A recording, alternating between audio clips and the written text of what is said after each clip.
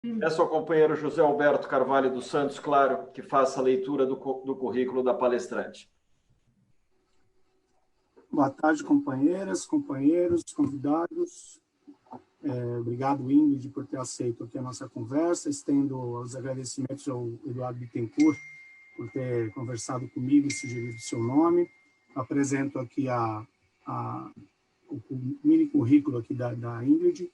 Ela é economista e também estudou engenharia civil, com MBA em empreendedorismo e inovação pela FIA-USP e cursando atualmente um novo MBA de economia comportamental na SPM, que também eu leciono nessa instituição.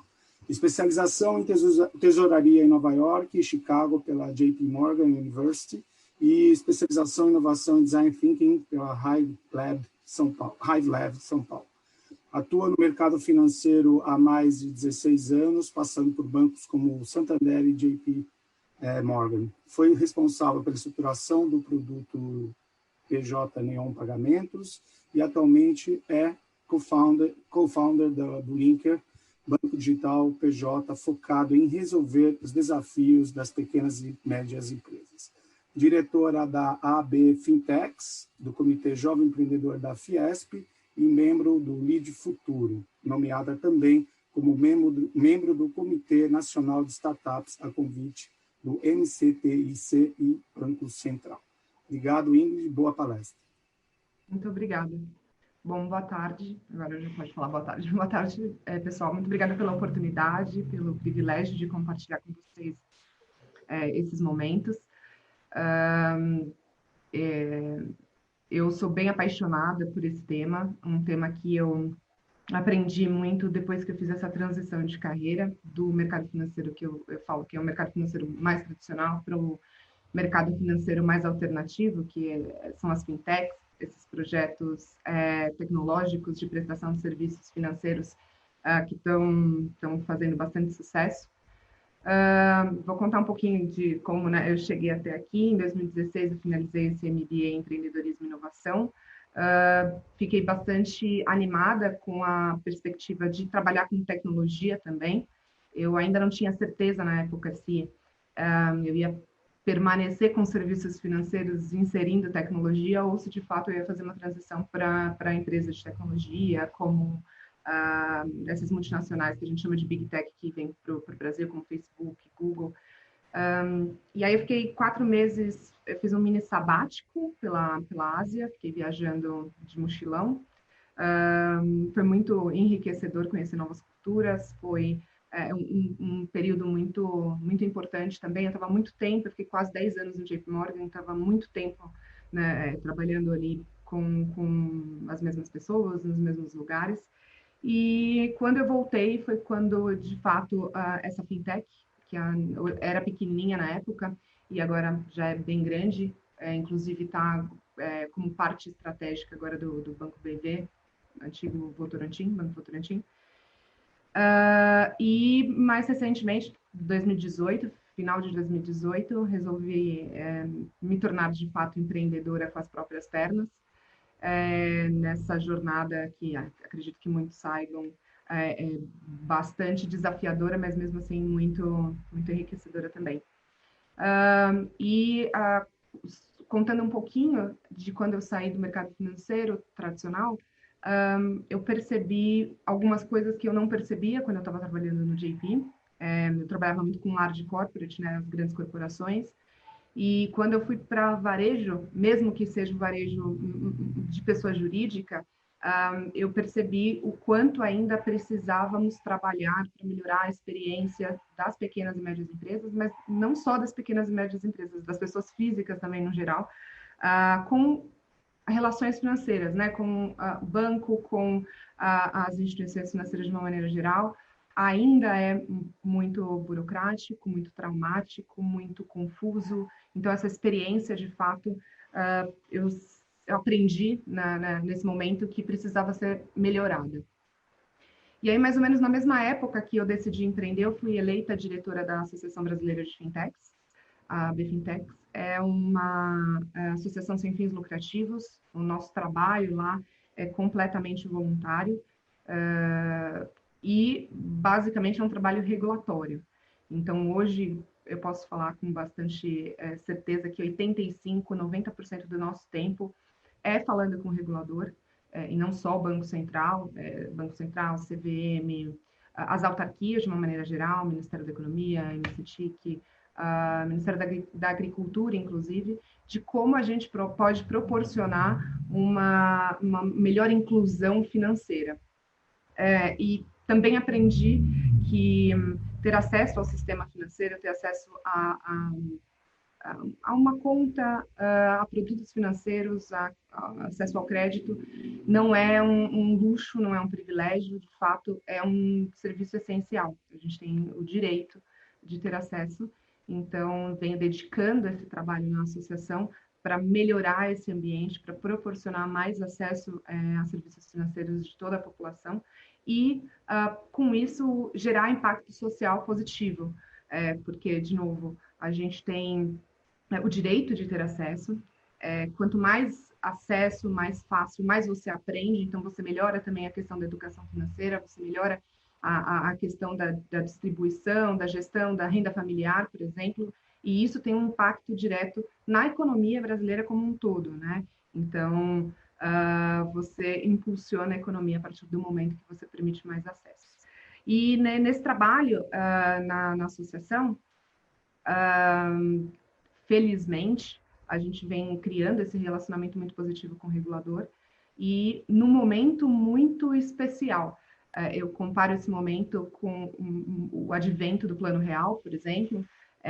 Eu não tive oportunidade de trabalhar ativamente no Plano Real, como eu estou trabalhando hoje nessas inovações financeiras que estão acontecendo, mas eu faço um paralelo de impacto na sociedade de fato, de como isso vai mudar, como a gente vai se relacionar com as instituições, com os produtos financeiros, sejam eles quais forem.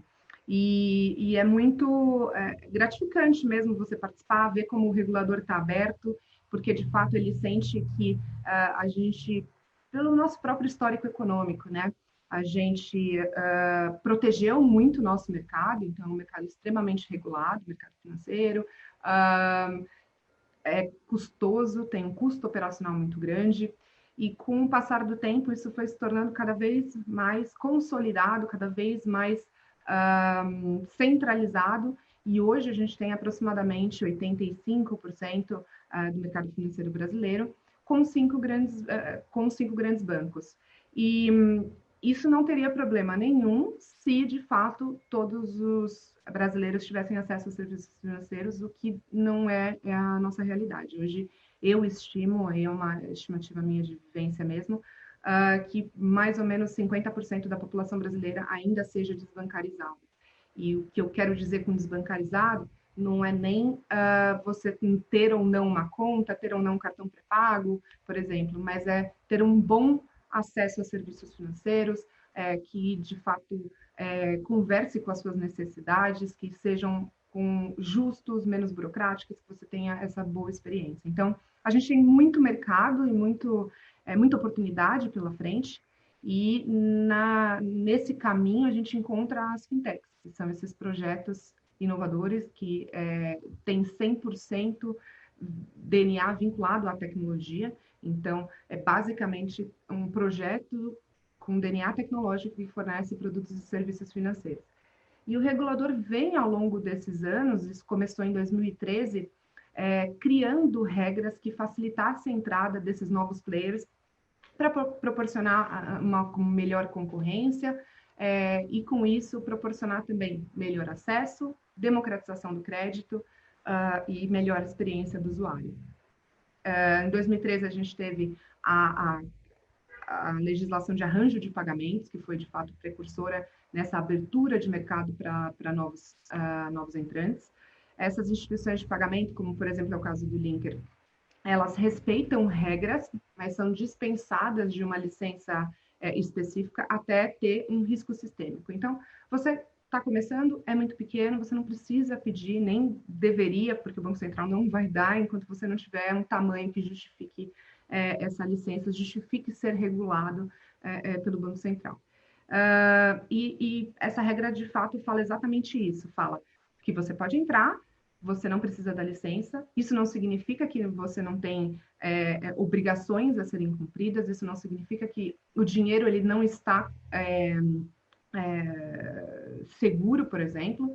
Então, essa regra fala que você como instituição de pagamento, precisa de uma parceria com um banco, que não vai ser seu investidor, você não é parte do banco, mas você deixa a custódia, 100% da custódia dos recursos dos seus clientes registrados nesse banco, e além disso, você também é obrigado a investir 100% desses recursos em títulos públicos. Isso transfere o risco dessa instituição de pagamento para o risco soberano. Então, é uma maneira, foi o primeiro passo que o Banco Central deu, com o intuito, de fato, de criar essas novas entidades para proporcionar mais acesso a todos esses serviços. E aí, ao longo do tempo, vieram outras inovações. Então, o Banco Central, no finalzinho de 2008, criou mais 2 regras, que é a Sociedade de Crédito Direto, Sociedade de Crédito entre Pessoas, que são entidades, assim, basicamente feitas para proporcionar crédito, cada uma com um perfil. A Sociedade de Crédito Direto, como o próprio nome diz, ela é o crédito do próprio empreendedor da SCD. O custo de aplicar para uma licença de SCD é infinitamente menor do que uma instituição financeira, uma financeira. Só para vocês terem uma noção, o mínimo que você tem para aplicar para uma SCD é R$1 milhão, contra aproximadamente 50 milhões de reais de uma licença bancária mais simples, inclusive. Então, também foi uma maneira do Banco Central começar a inserir mais projetos, e aí tem todas as regras que você precisa seguir, mas a gente fala que é um banco mais light. Então, você não pode ofertar todos os produtos e serviços, o seu core ali é o crédito, de fato. O capital é a capital próprio da própria entidade, você não pode alavancar como um banco pode, isso reduz o risco, mas, de fato, você pode ter a sua licença, você pode ofertar esses produtos de crédito, e foi muito bem visto pelo mercado, foi, de fato, comemorado por esses projetos como as fintechs. E a sociedade de crédito entre pessoas basicamente, assim, já acontece muito no mercado. Então, você que tem dinheiro sobrando pode emprestar para quem está tomando esse empréstimo. Só que isso, a gente tinha algumas complicações legais que configuravam crime, que não podia, a lei da usura, por aí vai. E por causa disso, e olhando também o mercado lá fora, o Banco Central criou essa regra. Então, hoje, existe uma plataforma que pode fazer a intermediação entre as pessoas que estão superavitárias, quem está, de fato, procurando algo para investir, e pode ser através de um empréstimo, e normalmente essas taxas de investimento são bem atrativas, e a pessoa que precisa do crédito pode ser pessoa física, jurídica, enfim. Então, essas 2 regras, elas vieram no final de 2018, e o regulador não parou. Para nossa alegria, muito também observando a tendência mundial, o que está acontecendo lá fora. E eu tive a oportunidade, no ano passado, a convite do Itamaraty, de ir para a primeira missão diplomática Brasil-Índia de fintechs, onde eu tive a oportunidade de conhecer o que eles estavam fazendo de inovação, e foi uma surpresa muito positiva, porque, de fato, a questão dos pagamentos instantâneos, que a gente está discutindo as regras agora, e que a gente vai implementar, pelo menos a primeira fase, até o final do ano, lá já é uma realidade há muito tempo. Há mais de 10 anos, o governo indiano pensou numa maneira de unificar as identidades indianas. Então, lá era mais ou menos como a gente tem aqui: você tem o RG, CPF, o PIS, você tinha várias informações chaves sobre você. E aí, há uns 10 anos atrás, o governo indiano percebeu que isso era um entrave, trazia muito problema para a sociedade indiana, como, por exemplo, fraude, a falta de controle sobre a população, a falta de um mapeamento melhor da sociedade indiana. Então, usando tecnologia, eles conseguiram hoje unificar o ID de quase 96% dos indianos. É gente pra caramba, é muita gente, e realmente foi um trabalho muito bem feito. E foi por causa disso que o pagamento instantâneo conseguiu ser implementado lá, porque A partir do momento que você unifica, você tem, além dos seus dados, como RG e CPF, você tem o seu endereço, você tem o seu telefone vinculado ao seu RG de lá, você tem biometria digital, biometria facial e também a conta. Então, por exemplo, lá na Índia, se você manda um SMS de transferência, você não precisa indicar a conta que você quer que faça a transferência, você só manda, de fato, um SMS para o telefone, porque a conta principal daquele cidadão já está vinculado àquele telefone, então você consegue fazer essa transferência via SMS, sem grandes desenvolvimentos tecnológicos para isso. E, além disso, eles também conseguiram resolver o problema da bancarização, porque a partir do momento que você ia constituir lá seu RG único, eles também, se você não tivesse uma conta bancária, eles já criavam, obviamente, se você quisesse, já criavam uma conta no State Bank of India, que corresponde ao nosso Banco do Brasil, o que fez com que também melhorasse o índice de bancarização na Índia. E aí, trazendo agora para a nossa realidade, a gente vem ao longo desses anos também, o regulador, obviamente, observando essas tendências mundiais, como o pagamentos instantâneos, que a gente nomeou carinhosamente de PIX, e o próprio Open Banking, que nada mais é do que a possibilidade de você compartilhar, você como usuário, cidadão, compartilhar os seus dados com quem você quiser. É uma tentativa, e possivelmente vai ser bem sucedida, de empoderar o consumidor dos seus próprios dados. O que significa isso? Hoje, quando você vai em qualquer lugar, você vai numa farmácia, você vai no supermercado, que você fornece seu CPF, eles estão vinculando o seu comportamento de consumo à sua pessoa. E com isso, eles muitas vezes podem oferecer produtos e serviços para você, mas você, ou então, enfim, utilizar esse comportamento para a criação de outros produtos e serviços com outras empresas, só que esses dados são nossos. Então, o Open Banking ele vem juntinho com a LGPD, Lei Geral de Proteção de Dados, para nos empoderar com relação aos nossos dados. Os dados são nossos. Se alguém quiser consumir esses dados, primeiro que eu tenho que dar o meu aceite, eu tenho que aceitar compartilhar, eu tenho que saber primeiro, aceitar compartilhar, e se essa entidade for ganhar dinheiro com os seus dados, você precisa ser remunerado por isso, porque esses dados são seus. Então, o Open Banking ele vem para, de fato, empoderar o consumidor com relação aos dados que a gente está girando todos os dias, mas não só isso, vem com a possibilidade, por exemplo, de você não precisar passar por toda aquele processo de cadastro cada vez que você vai ter um relacionamento com alguma instituição financeira.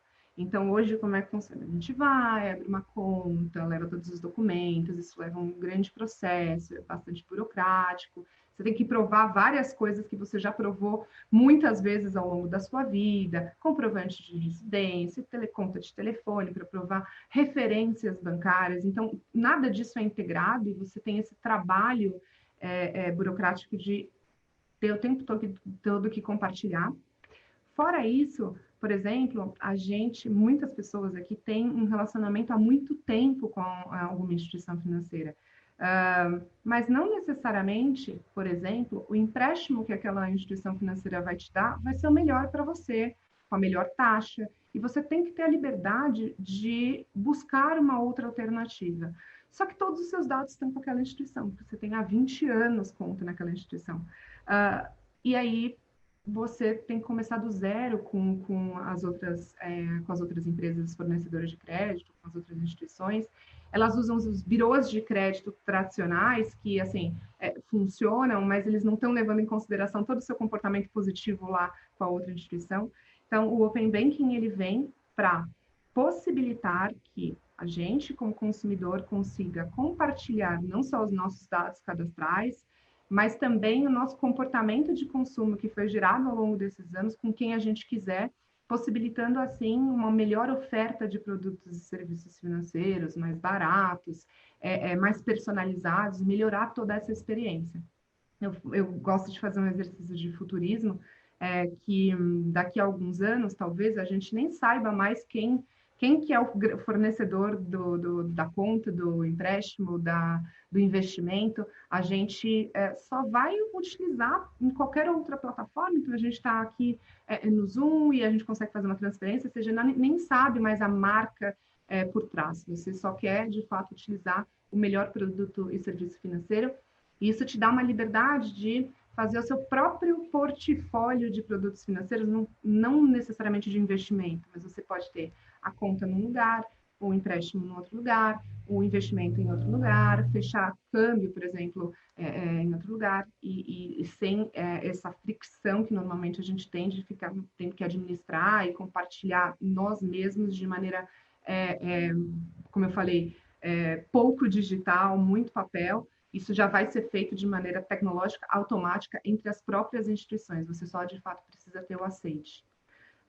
E a gente está no meio dessa transformação, além do Pix, que também está acontecendo paralelamente. São times diferentes dentro do Banco Central que estão tocando. Mesmo com a pandemia, não foi nada, absolutamente nada postergado, atrasado. Eles estão respeitando muito o cronograma, porque faz parte da agenda BC Hashtag, que é uma agenda muito forte de promoção de concorrência, de boa concorrência, de inovação, que vai, de fato, beneficiar a sociedade como um todo.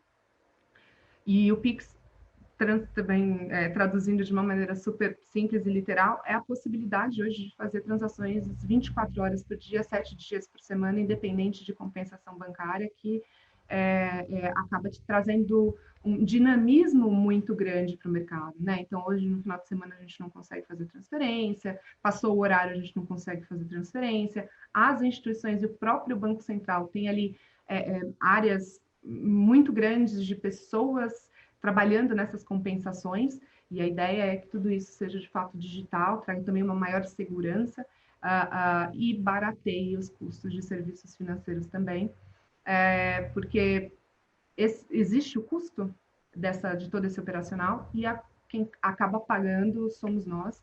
Então, a ideia é que nessa cadeia o benefício seja, de fato, para a gente como consumidor desse mercado financeiro.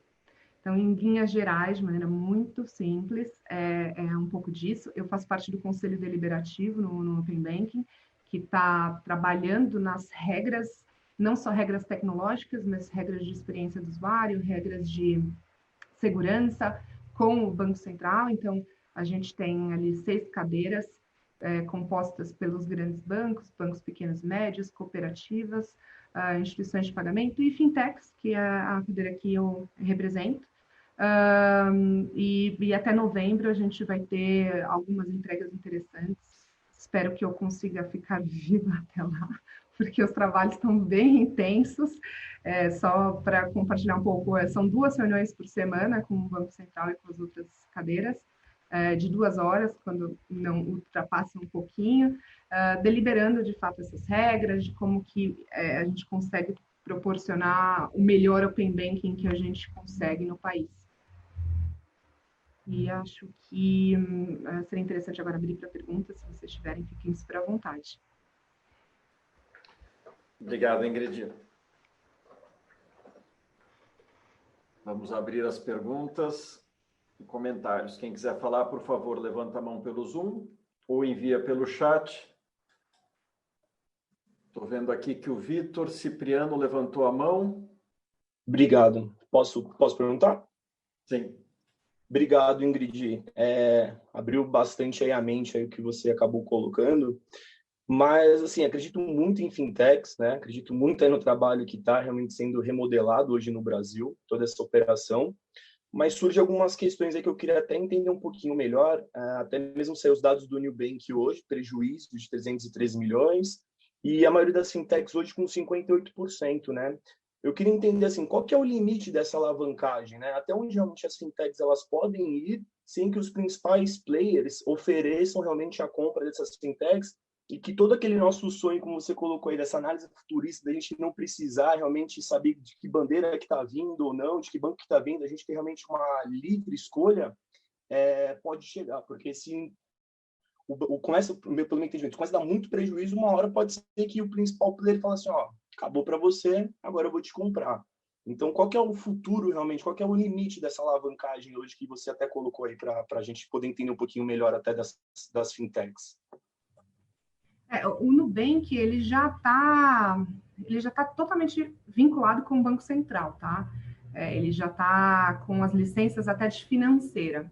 Ele deixou de ser ali uma instituição de pagamento, uma instituição pequena, ele de fato já configura como um pequeno banco, mas de fato ele começou como uma fintech.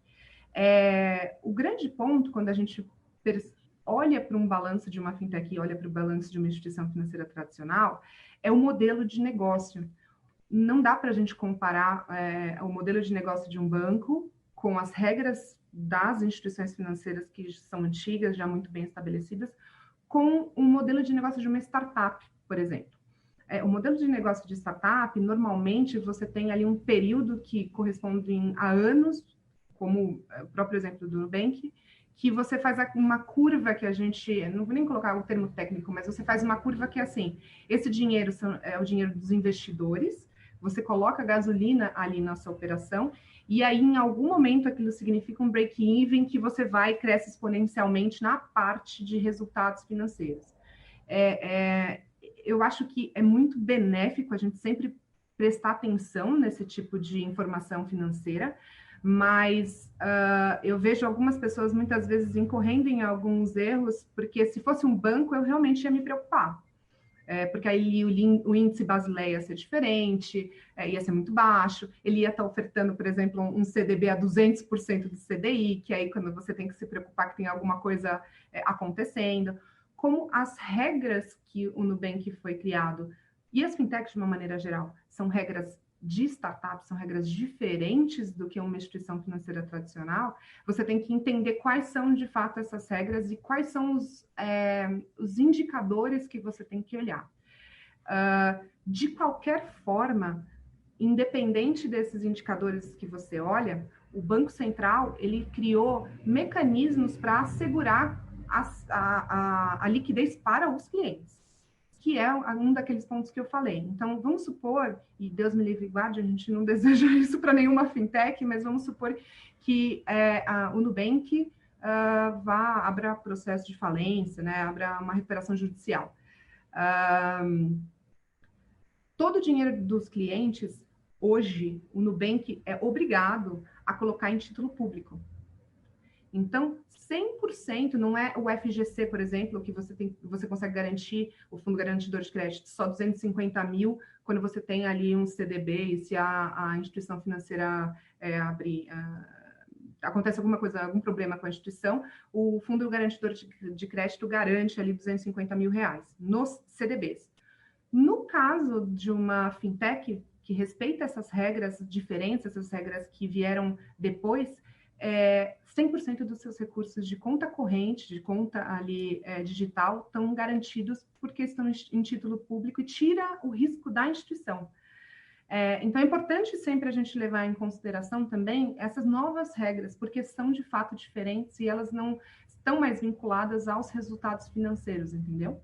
Mas a gente sempre tem que ficar de olho. Eu acho que aquilo que eu falei da LGPD, da Lei Geral de Proteção de Dados, que é uma coisa que eu falo sempre, assim, grandes poderes vêm com grandes responsabilidades. A gente tem que, de fato, a gente tem agora o poder de compartilhar os nossos dados, muito lindo, maravilhoso, mas a gente também tem o dever de saber com quem a gente está compartilhando, ler termos de uso política de privacidade, porque aquele é o seu contrato com a instituição, e não necessariamente você concorda com tudo.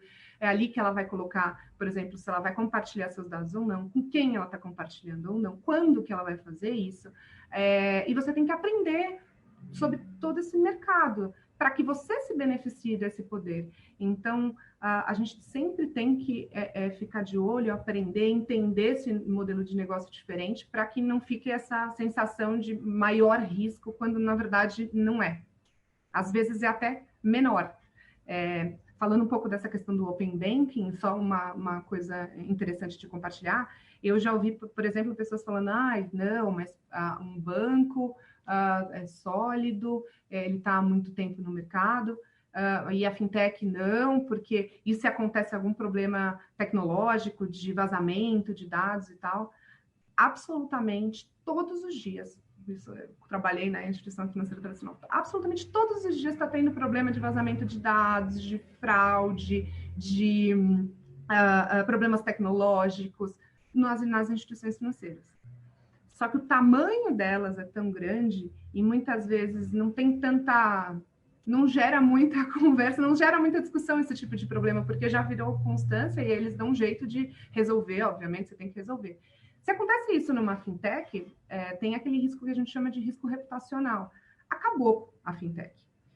Porque isso vai gerar uma mídia muito maior, todo mundo está esperando, parece, sabe? Todo mundo está esperando ali que aconteça isso com uma fintech, mas está acontecendo todos os dias nas instituições financeiras. Então, é muitas vezes uma falácia, uma sensação que vem com a curva de aprendizado, obviamente, de que a fintech é menos segura, até menos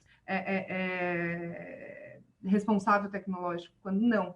E, inclusive, a fintech ela já nasce nativa tecnológica.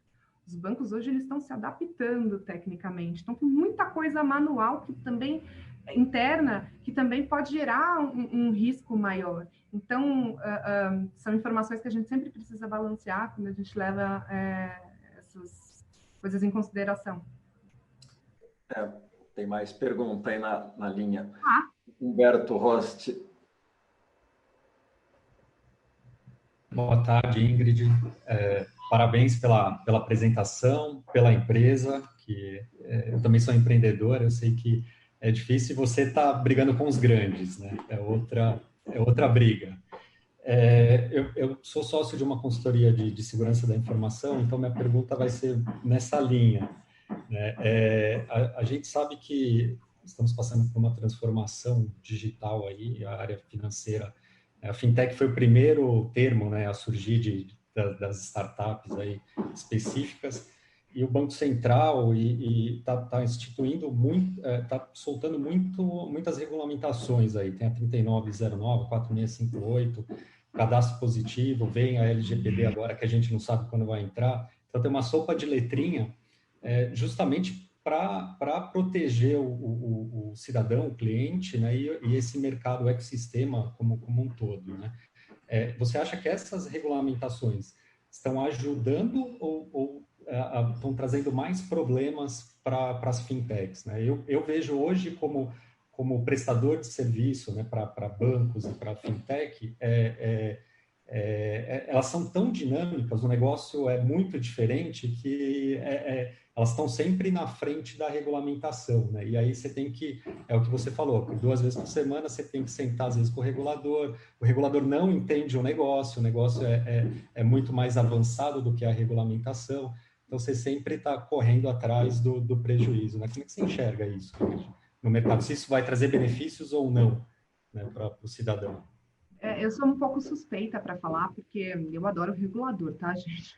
Não sou puxa-saco no Banco Central, mas é que eu fiquei muito positivamente surpresa quando eu comecei a trabalhar mais diretamente com eles. Assim, obviamente, com quem lidera essas discussões que são altamente técnicas.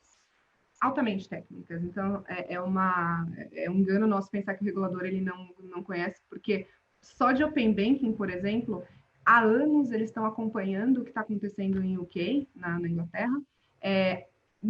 Foram muitas e muitas vezes para a Inglaterra acompanhar o regulador na implementação do Open Banking. Então, às vezes, a gente que é do setor de inovação recebe uma aula ali do que está acontecendo lá fora. E tudo que eles estão trazendo para cá é uma tendência mundial, como eu falei, não deixar o Brasil para trás. Tem algumas coisas que a gente está na frente, essa questão de pagamentos, legislação de pagamentos, a gente está muito bem.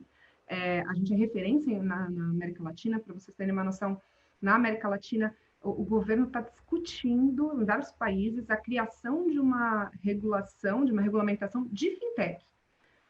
Só que fintech é um monte de coisa. Fintech de pagamento, fintech de crédito, assim, são quebrados em setores, né? Em produtos. Fintech de investimento, câmbio, gestão, contabilidade.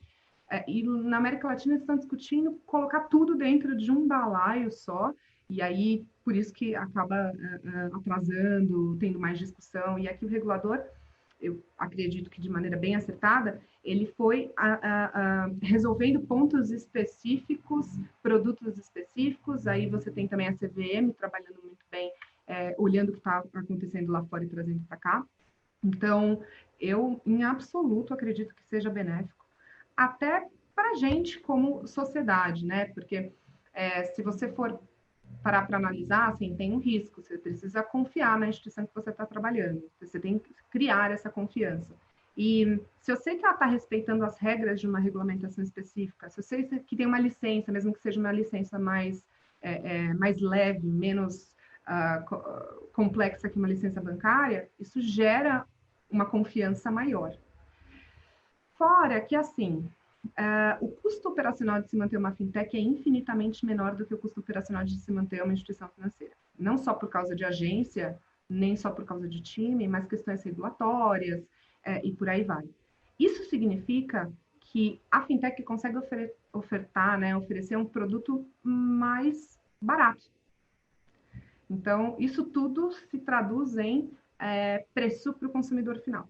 E a gente está vendo o que está acontecendo. Então, conta digital sem custo de manutenção, com taxas infinitamente menores. A fintech está ganhando dinheiro mesmo assim, mas ela não precisa ter aqueles custos gigantescos e repassar tudo isso para o cliente no final do dia, que também é benéfico. E aí tem um outro ponto que é muito importante a gente levar em consideração, que hoje no país a gente tem 1,4 celular por pessoa. Significa que todo mundo tem internet? Não. Significa que a gente resolveu o problema do acesso digital? Também não. Mas que fica muito mais fácil você encontrar o seu cliente, você chegar ao seu cliente mais fácil, mais rápido, aonde ele está, do que, de fato, ter uma agência, um ambiente físico, muitas vezes que você precisa demorar 4 horas. Eu lembro que, infelizmente, né, a gente foi exposto a esse problema da bancarização por causa da pandemia, e aí muita gente ainda está deixando de comer porque não tem uma conta bancária, porque não consegue receber o auxílio do governo porque não é bancarizado.